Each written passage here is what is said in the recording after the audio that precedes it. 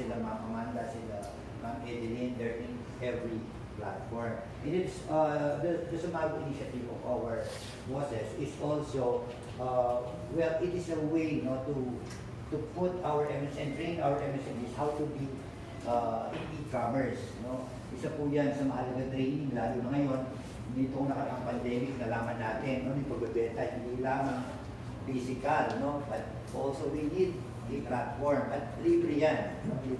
libre for them. Well, there are arrangements between the MSMEs and these platforms, but the promotion is free.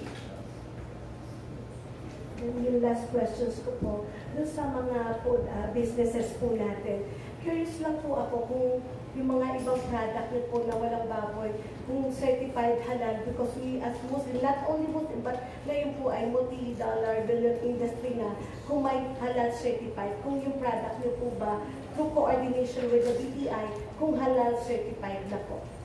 Tapos kay Ma'am Edeline, personally, I tried po yung cashier nyo po sa mga malls, sa monumento, sa mga store lang po, ay nabibili na siya, existing na siya, nakikita na po. Thank you. Yung sa Amanda's po, pero po kami, HACCP certified and halal certified na po kami. Yung sa Amanda's po.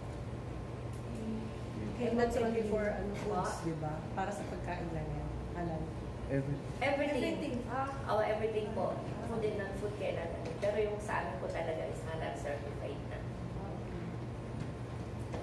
Yung sa amin naman po, may CPR na, FDA, GMP, and then yung pong halal namin, under process na po ma'am.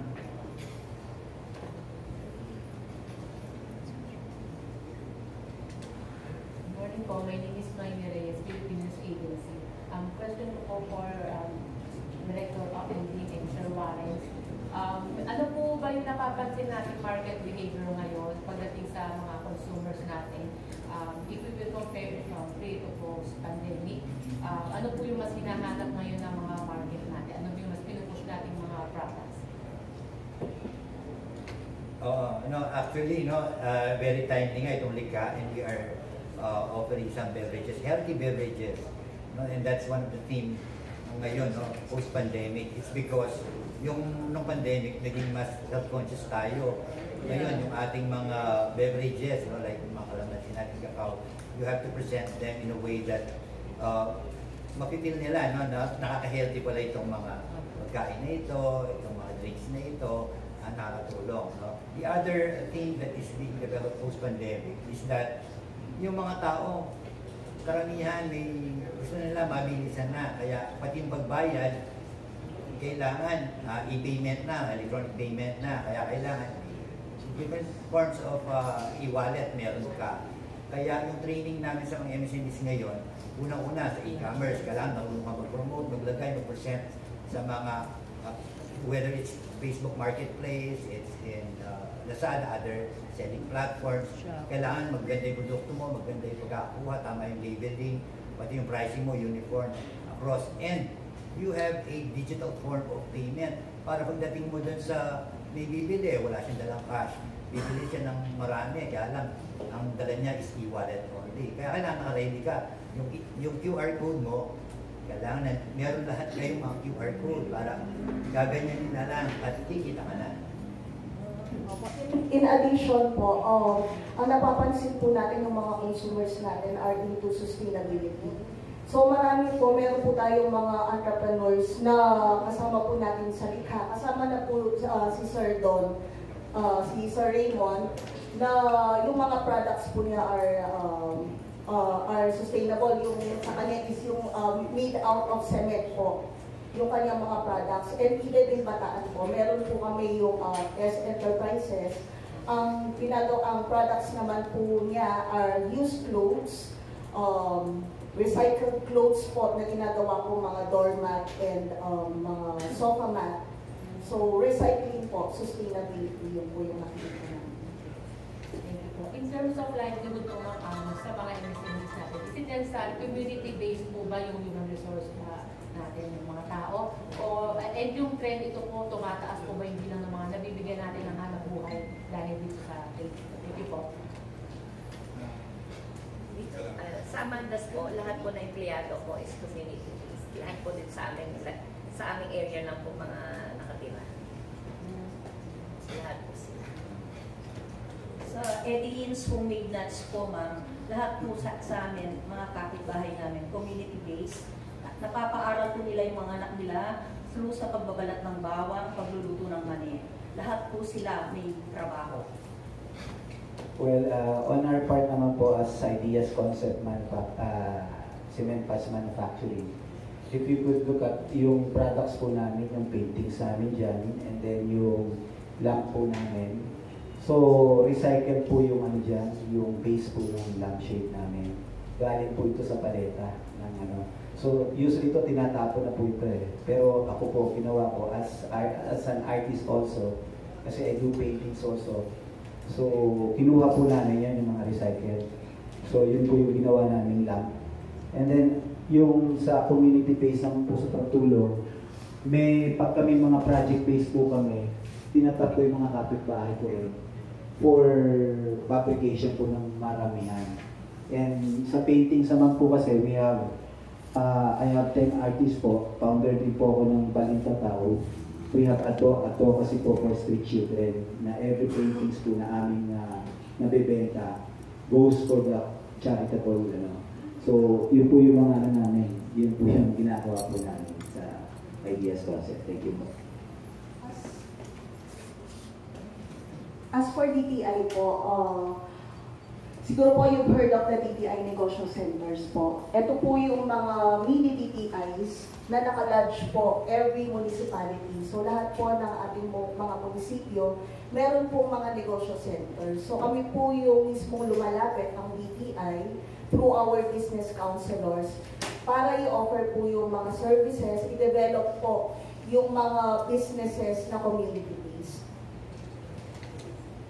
Ilan po yung average na employee per MSMEs? Ano po yung target number ng BTI? Ilang businesses po? Every year po ba may metrics po ba tayo? At nasa na po tayo for this year? Actually, no, yung the rough, no, but it's a clear estimate. Last year, we supported more than 25,000 MSMEs sa Central Luzon, and we are targeting 36,000 MSMEs for Central Luzon this year. No? And we are on target. Malapit na po natin ma-reach yan. As you know, Central Luzon has around 137,000 na MSMEs. Yung ina-assist natin, no? Siyempre po, hindi na po maraming DTI employees, but 36,000 is already a big number for our 7 provincial offices and regional offices. Now we have 139 negosyo centers, sabi nga po ni PDA kanina, na nasa mga local government units. No? Yan po yung mga takbuhan ng mga MSMEs. Pag may silang tanong in terms of business and registration, business consultancy, business information, o kaya gusto nila humingi ng training, yun po yung unang puntahan nila. Magpapalista sila sa training. Last question na po. In terms of dun sa online platform na para mas maka-reach ng maraming consumers, ongoing na po ba ito? Just to clarify, yung mga online platforms, so that means the product will be sold online para sa mga consumers na hindi nakaka-attend dun sa trade fair. Actually po, no, yan po yung isang sinasanay po natin. Of course, hindi po lahat ng MSMEs can be receptive, especially, hindi rin po sinasabi against yung mga naunang traditional way of selling. No? Albawa, yung mga nasa edad na, no? Hindi na nasanay sa online selling. Pero isa pa po yun sa mga ina-address nating mga training. No, mga mamanda, naka-Facebook marketplace po yan. Ano po sila, meron silang mga online selling platform, social media, nandyan po sila. But not everyone, no, not everyone, in fairness. So, meron pa rin pong physical trade fair that we have to do, whether it's provincial, regional, local, no, para masanay din po sila. But we are trying our best to reach out, to train, para maging nasa mga selling platforms sila. At pangalawa, sa online selling platforms, we are also helping out our MSMEs na hindi sila maloko ng mga online selling platforms at fair yung conditions na ibibigay sa kanila, even yung mga payment terms, no, ng online selling platforms. I just want to add yung sinabi po ni Sir Warren, when it comes to MSMEs, yung platform po kasi ngayon ng Likha ng Central Luzon, napakalaking bagay po ito. In terms of promotion, promoting po ng aming mga products, napakalaking tulong po. Ito po ay libre. Kaya kami po rito at sa po ng mga kasamahan namin, talaga natutuwa po kami na may ganitong klase ng BPI for almost 25 years. Malaking bagay po, especially sa akin na baguhan dito. Malaking naitulong po nito to promote our products.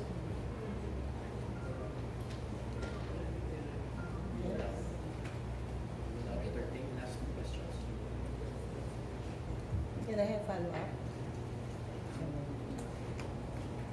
Magtatanong lang po sa inyong tatlong mga buhay na bayani. Yun ang may tuturing sa inyo. Pwede po bang malaman sa inyong lugar, sa Bataan or sa Region 3? Bulacan. Okay. Ano po yung pinaka number 1 product po ng lugar niyo? Alam niyo, mas gusto ko rin yung magkaroon ng identity yung isang bawat lugar, kung ano yung mga expertise no, parang 1,001 product. Sa inyo po, ano po yung pinaka-best sa tingin ninyo? Aside din sa mga product ninyo, kasi given talagang ano na yan may pangalan na yan. Ano pa po ba yung mga best product mo sa Region 3 na meron? Sa Pampanga po,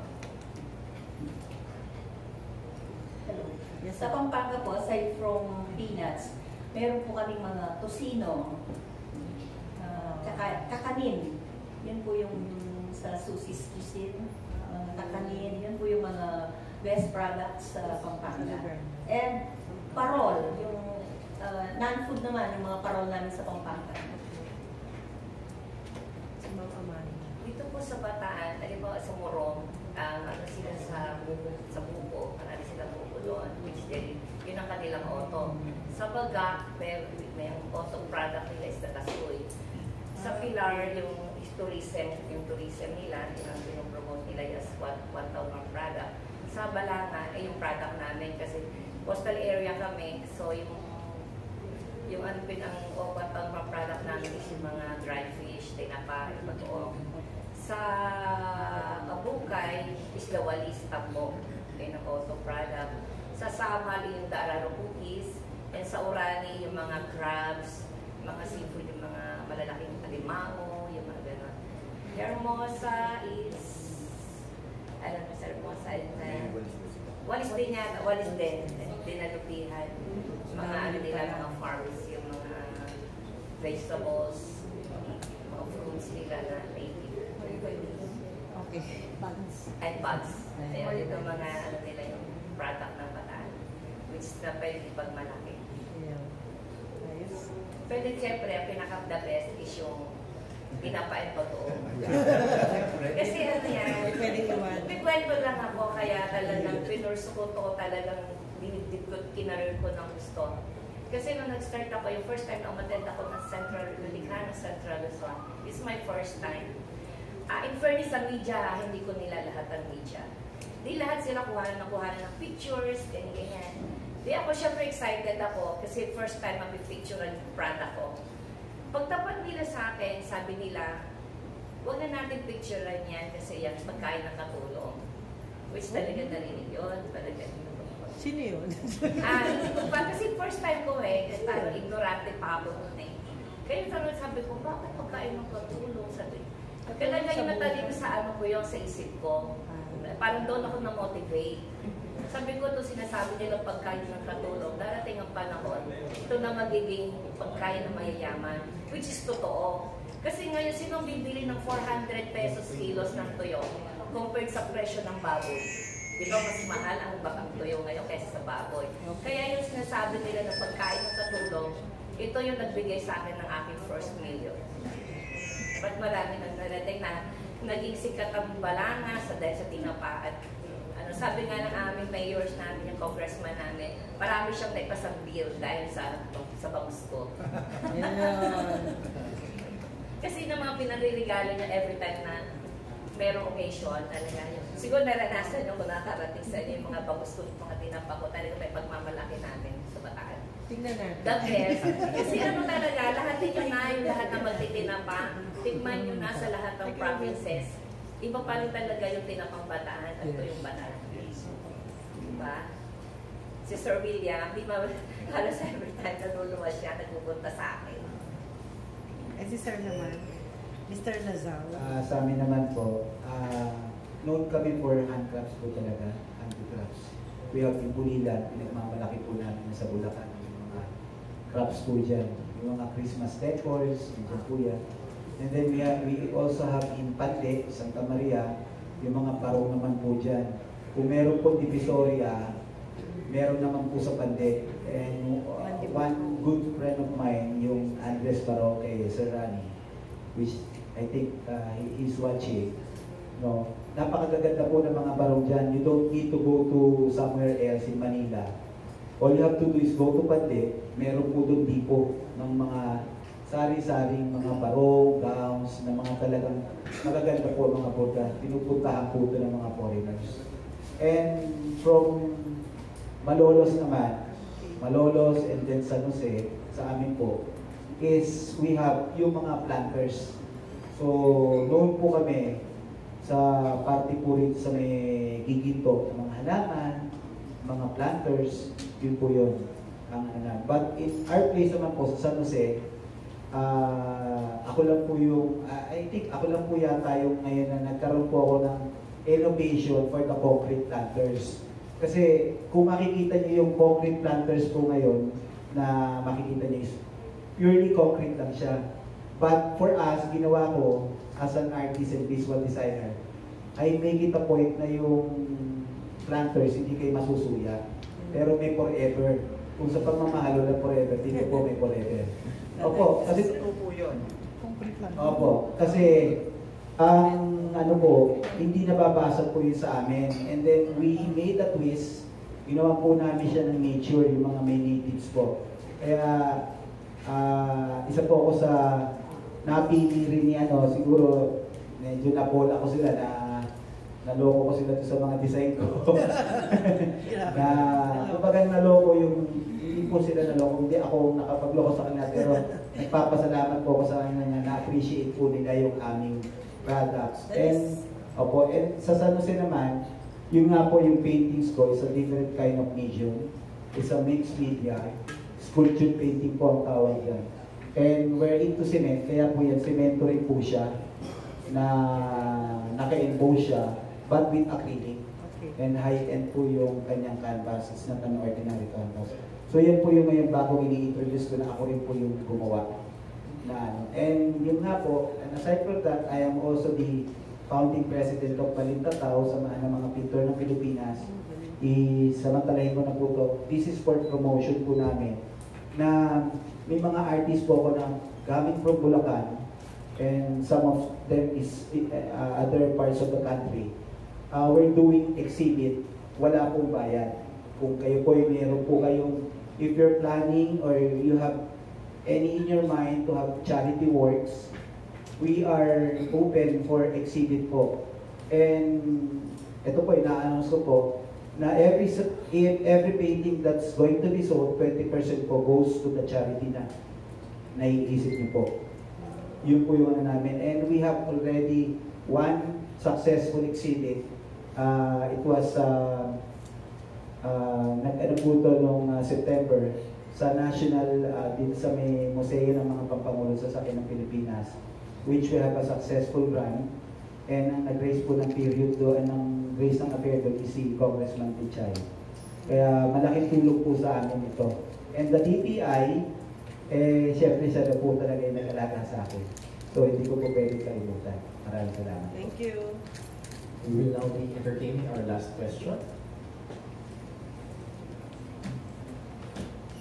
Hearing none and seeing none, we would like to ask for a closing statement from our guests from DTI Region 3 and DG Torres.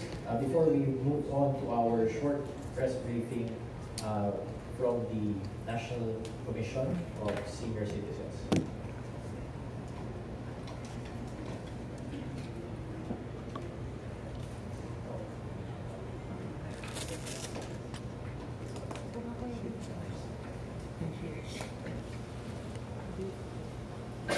again, on behalf po of our regional director, si R.D. Brigida Pili, we would like to thank po yung PIA, especially po kay Director General Torres. Thank you very much po, sir. And of course, sa lahat po ng media partners, thank you for accommodating us this morning.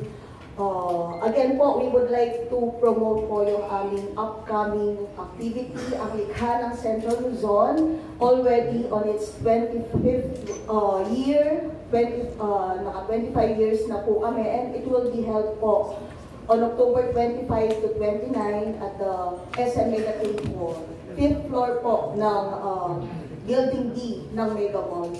So, we would like to enjoin you po to support po our 165 MSME. Sabi nga po sa aming theme for today, for this Likha, supporting market-ready entrepreneurs for 25 years. So, sana po, supportahan po ninyo yung ating mga maliliit na nagnenegosyo from Aurora, Bataan, Bulacan, Nueva Ecija, Pampanga, Tarlac, Zambales, na mag-join po sa ating likha.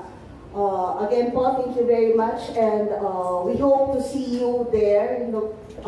Save the date po, November 25 to 29. October 25 to 29. Thank you very much po.